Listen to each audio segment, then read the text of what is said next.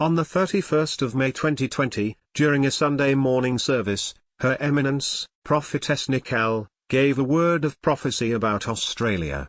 The following is what she said. And I'm also seeing the flood again in Australia. So we are going to pray for Australia. If at all the flood happens, we pray that nothing is destroyed, especially the lives of the people. Parts of Australia have been hit by the worst flooding in a century, and more torrential rain and wind is forecast in the coming days. Days of torrential downpours have caused dams and river levels to surge across large stretches of New South Wales. The Australian Prime Minister, Scott Morrison, has offered emergency funds for those who've been forced to flee. About 1,000 people in the western suburbs of Sydney have been urged to evacuate their homes, and thousands more have been told they need to prepare to leave. From Sydney, Phil Mercer reports. In New South Wales, officials had warned Sydney was potentially facing a rain bomb.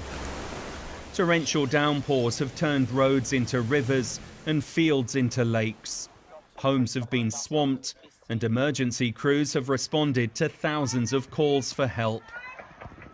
For the first time in years, Sydney's main reservoir is overflowing, putting suburbs at risk of flooding.